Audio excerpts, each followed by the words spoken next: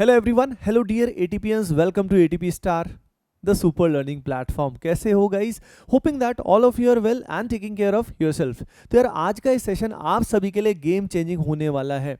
देखो यार, JEE main 2021 का लास्ट अटेम्प्ट हमारे पास कुछ दिन बचे हुए हैं। तो ये बचे हुए दिन में हमें क्या करना चाहिए? कई सारे आपके दिमाग में ख्याल होंगे, सर स्केड्यूल क्या होना चाहिए, उसके अलावा कितने टेस्ट देने चाहिए, एनालाइज कैसे करना चाहिए, मेंटल बैरियर कैसे मैं ब्रेक करने वाला हूँ, लास्ट फाइट जो है उसमें कैसे मुझे काम करना है, उसके अलावा रिवीजन प्रैक्टिस कहाँ से करनी है। तो सारी चीज़ें मैं एक एक करके आपको बताने वाला हूँ इस छोटे से वीडियो में।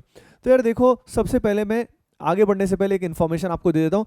आप में से बहुत सारे स्टूडेंट्स एक्चुअली पूछ रहे थे कि सर क्या जेईई मेन के आखिरी अटेम्प्ट के बाद आरसीसी का थर्ड बैच आएगा, यानी रैपिड क्रैश कोर्स का थर्ड बैच आएगा? तो गाइज यस, वी कमिट। जैसे कि आरसीसी का सेकंड बैच आया था, आप सभी को बहुत पसंद आया था, कमेंट सेक्शन में आप बता भी सकते हैं। उसी तरीके से आरसीसी की 3.0 यानी 1 मंथ का क्रैश कोर्स आएगा फॉर जेईई एडवांस 2021 जो अक्टूबर में होने वाला है। ओके गाइज, चलिए अब आगे बढ़ते हैं। देखो यार, सबसे पहली बात तो ये है कि भाई ब्रेक द बैरियर।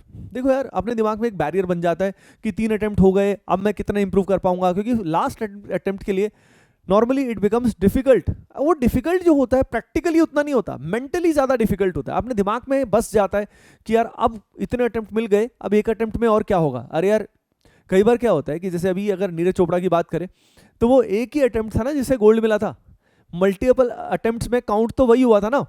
तो यार नीरज चोपड़ा ने जैसे एक पर्टिकुलर अटेम्प्ट से ओलंपिक गोल्ड जीता, ये पर्टिकुलर अटेम्प्ट आप वही कंसीडर कीजिए ना। सिंपल सी बात है, भुला दीजिए पुरानी यादों को एक बार के लिए, जो जैसी भी थी, अच्छी थी बुरी थी, जैसी भी थी। अब आपको बेटर करना ना, अगर आप अभी बेटर करना चाहते हैं तो सबसे पहले मेंटल बैरियर ब्रेक करना होगा।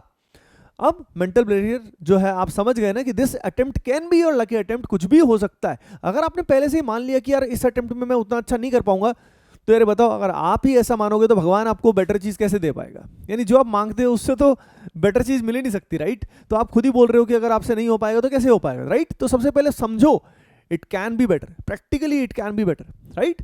अब देखो आगे चलते हैं। अब सवाल ये है कि आपको टेस्ट देने हैं तो कितने टेस्ट देने हैं।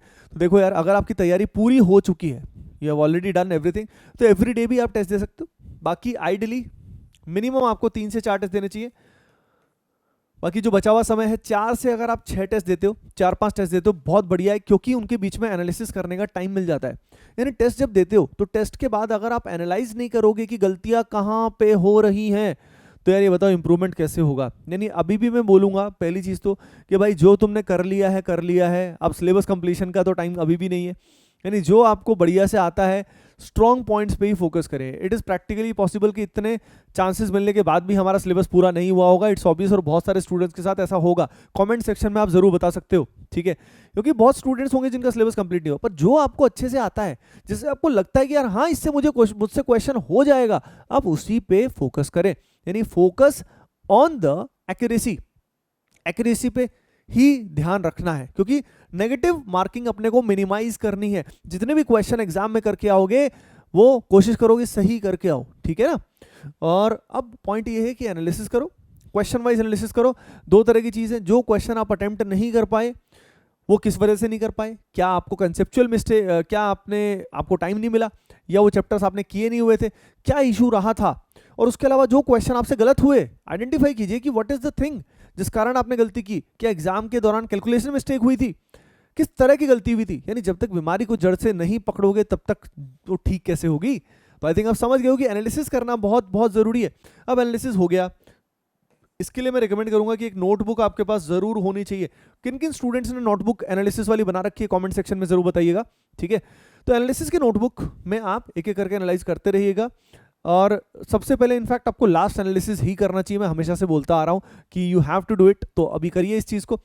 उसके अलावा अब बात आती है रिवीजन की। तो देखो यार, रिवीजन का सबसे अच्छा तरीका जो होता है वो होता है लिख लिख के देखना। जो भी की पॉइंट्स हैं, की फॉर्मूला है, उनको आप जितना लिख लिख के देखोगे, याद रखिए, उतना ही कॉन्फिडेंस आता जाएगा।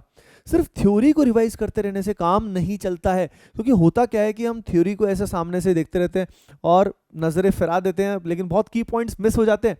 यानी जितने क्वेश्चंस करोगे ना, प्रैक्टिस करोगे, उतना आपको फायदा होता जाएगा। अब देखो, जैसे कि आप जानते हो, एटीपी स्टार टीम ने आपको फाइनल स्टेप बैच दिया, है ना।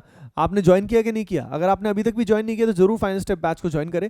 वहां पे आपको मास्टर क्वेश्चन बैंक दिए हुए हैं, वो मास्टर क्वेश्चन बैंक ही इनफ है आप सभी के लिए। MQB इज इनफ, जो आपको किसमें फाइनल स्टेप में दिया हुआ है। और आप टेस्ट दे रहे हो ना बाहुबली बैच में, hoping that you all are giving test in Baahubali batch, तो वो टेस्ट जो है वो जरूर दीजिए आप, राइट।